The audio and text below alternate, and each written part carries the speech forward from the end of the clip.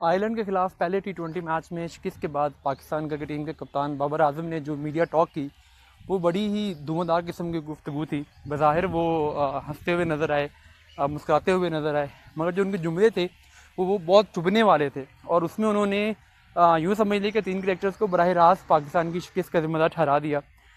ये तीन क्रिकेटर्स कौन से हैं, क्या बात की उन्होंने, उसकी कॉन्टेक्स्ट कुछ यूँ है कि देखें, ये वो बात कर रहे थे कि इस मैच में जो पाकिस्तान की कमज़ोरी रही है वो बैटिंग और बॉलिंग दोनों डिपार्टमेंट्स में रही है। एक तो उन्होंने कहा कि ठीक है, पिच थोड़ी सी शुरू में ट्रिकी थी, कुछ डबल बाउंस भी था।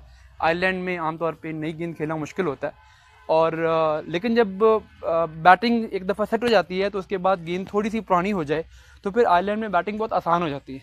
और उन्होंने ये कहा कि हमने शायद 10-15 रन भी कम किए, हमें 190 तक जाना चाहिए था। बट वो इसको अपनी शिकस्त का असल जिम्मेदार नहीं समझते।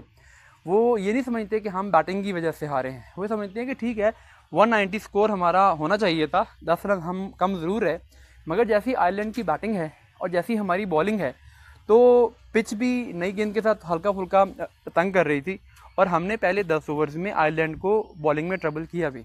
तो उस लिहाज से ये 180 का जो स्कोर है ये भी डिफेंड होना चाहिए था, इस स्कोर पे हमें मैच जीतना चाहिए था, इस स्कोर पे हमारा मैच हारना बनता नहीं है। और उन्होंने ये कहा कि हमारे पास जो बॉलिंग की क्वालिटी थी उसके सामने आयरलैंड की बैटिंग 180 स्कोर चेज़ कर जाए, ये बड़ा हैरान कुन है। और उन्होंने कहा कि हमें एक तो ये देखने की ज़रूरत थी कि मिडिल ओवर्स में हमारे जो स्पिनर्स हैं, ख़ास करके शादाब खान का, जैसे उन्होंने एक ओवर में 24-25 रन खाए, तो वो जो हम कंट्रोल नहीं कर सके उसकी वजह से हमें बड़ा मसला हुआ। देखें तो आयरलैंड के स्पिनर्स ने बड़ा ज़बरदस्त बॉलिंग की, बड़ा कंट्रोल किया, लेकिन पाकिस्तान ने वहीं पे आकर मैच लूज़ किया स्पिनर्स के ओवर में। इमाद वसीम की बॉलिंग तो ठीक थी, बट शादाब खान ने जो 4 ओवर में जितनी मार खाई है उसने मैच बिल्कुल ही पाकिस्तान के लिए वन साइडेड बना दिया। दूसरा जो नसीम शाह हैं, उनका देखें तो नसीम शाह की बॉलिंग भी ऐसे नज़र आ रही है जैसे कि वो बिल्कुल एक क्लब लेवल के बॉलर हूँ। और वो एक ही वो लगी लिपटी लाइन लेंथ पे गेंदें कर रहे हैं, कोई उसमें इनोवेशन नहीं है, ना उनकी अब कोई स्विंग रह गई है। यह था कि यॉर्कर्स और वो जो स्लो बॉल्स थी वो भी आपको इतना इफेक्टिवली हो नहीं पा रही। कल उन्होंने एक दो स्लो बॉल अच्छी ज़रूर की मगर कंसिस्टेंट नहीं थे, और शायद फिटनेस का मसला है या क्या है। तो बाबर आजम को ये लगता है कि जो उनके फास्ट बॉलर्स हैं उन्होंने भी अच्छा परफॉर्म नहीं किया, तो वो फास्ट बॉलर्स को भी इसका ज़िम्मेदार समझते हैं।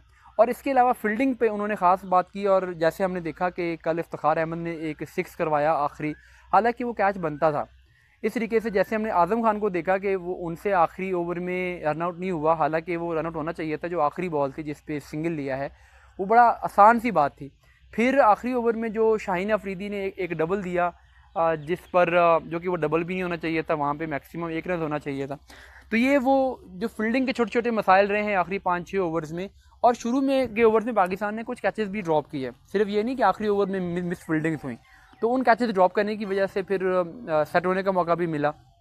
तो कुल मिला के बाबर आजम को ये भी लगता है कि जो हमारी फील्डिंग थी उसने भी हमारे लिए मसाइल पैदा किए हैं, और अगर हम फील्डिंग बेहतर करते तो भी हम ये स्कोर डिफेंड कर सकते थे। तो वो बैटिंग में 5-10 रन कम स्कोर होने को, बॉलिंग में टाइमली विकेट ना लेने को, खासकर मिडिल ओवर्स में शादाब खान के स्पेल को, नसीम शाह की लाइन एंड लेंथ को, और पाकिस्तान की जो ख़राब फील्डिंग रही है, इनको वो फैक्टर समझते हैं जिसकी वजह से पाकिस्तान को आयरलैंड के खिलाफ पहले T20 मैच में शिकस्त थी।